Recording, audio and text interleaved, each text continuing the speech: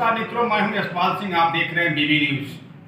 खबरों को देखने के लिए बने रहे मेरे साथ। जो प्रेस कॉन्फ्रेंस हुई थी 9 तारीख को, 9 अक्टूबर को, उसके बाद हम लोगों ने जो अपने ज़िले के साथियों के साथ प्रेस कॉन्फ्रेंस किया था, उसमें पुलिस के भी कई बिंदु उठे थे। उसमें संक्षेप में मैंने जानकारी देने का प्रयास किया था, क्योंकि उस समय अपने ज़िले में एक घटना हुई थी। उस सिलसिले में एसपी साहब को वहाँ जाना ज़रूरी हो गया था। हम दोनों की चर्चा हुई थी कि एक ऑफिसर यहाँ रह जाए और एक ऑफिसर तत्काल वहाँ पहुँच जाए। मैं भी बाद में वहाँ गया था, पर एसपी साहब को तत्काल वहाँ जाना पड़ा था। इस वजह से, अन्यथा हम लोग ऐसे प्रेस कॉन्फ्रेंस दोनों साथ ही करते हैं, और कल तो और विशेष रूप से अपेक्षित रहता है निर्वाचन की घोषणा के दिन।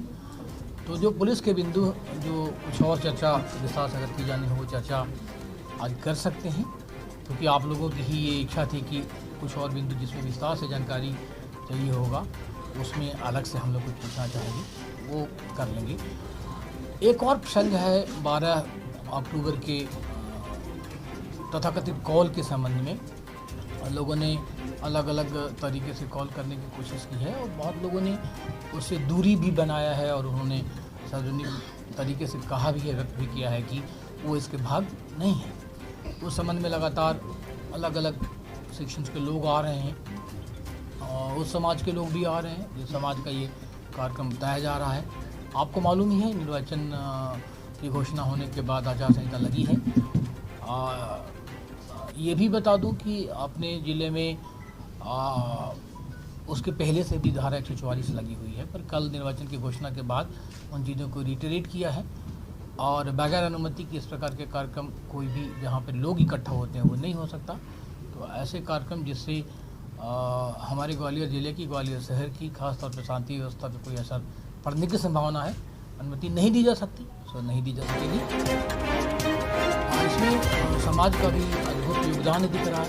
लोग अपने प्रश्न आ रहे हैं, ये कह रहे हैं कि हम इसके भागी नहीं हैं। वो अपील भी जारी कर रहे हैं कि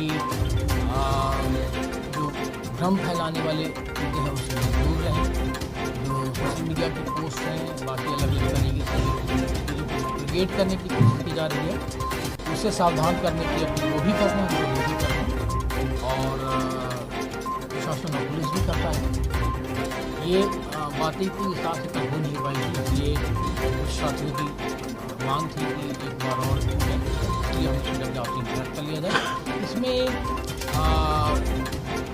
थोड़ी देर पहले, जैसा कि मैंने बताया कि डेलीगेशन अलग अलग आते हैं, मिलते रहता है, और अलग अलग चीज़ें अपना पक्ष रखता है, इन्वेस्टिगेशन उसमें होती है। तो कुछ और प्रतिनिधिमंडल आज भी आए थे। उनमें से एक प्रतिनिधिमंडल में प्रदीप पटेल जी थे, अधीर जी भी थे, वो प्रतिनिधि के रूप में आए थे, और अलग अलग समय पे अलग अलग विधि आ रही है। तो उसी संबंध में आज ये बड़ा महत्वपूर्ण प्रतिनिधिमंडल आया था, जिसके 2 व्यक्ति भी उसके शामिल थे।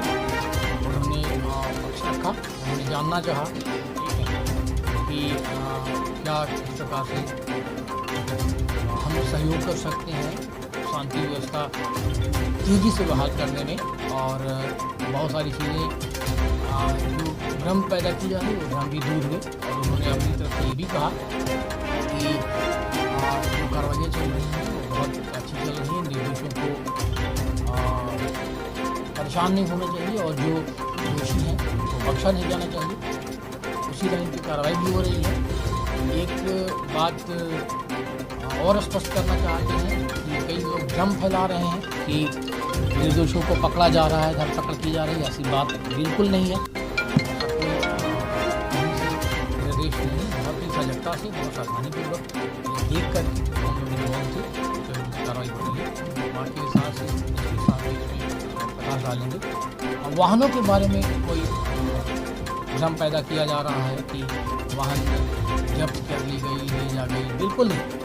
अगर कोई वाहन छोड़ दिया जाता है कहीं पे, तो सुरक्षा की जिम्मेदारी भी प्रशासन की है।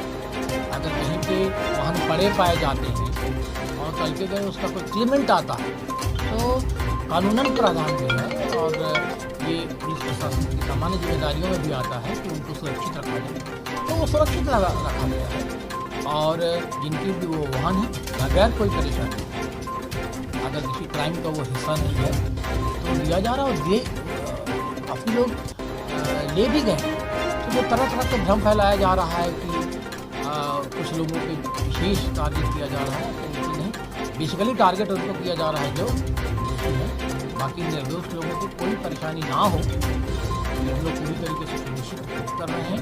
वाहनों की बात हमने बहुत आपको साफ कर दी, 12 तारीख के काफिलों के बारे में हमने साफ कर दी।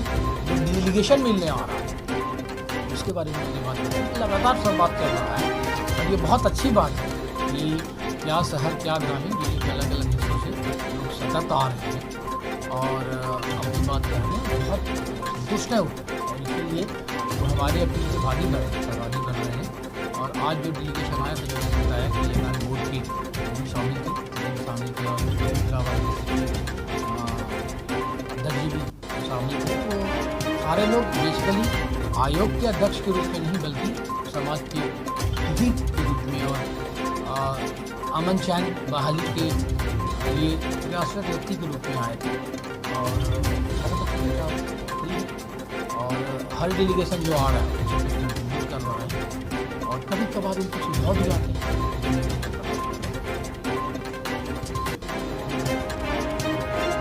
तो सुरक्षा का सारे इंतजाम पहले तो नहीं सब कुछ बताया जा सके, पाइपलाइन में है, पर सुरक्षा के जितने इंतजाम की जानी चाहिए सब की जानी, चाहे वो मोटर की कार्रवाई हो, चाहे वो शहर की कार्रवाई हो, चाहे पेट्रोलिंग हो, पार्टी के साथ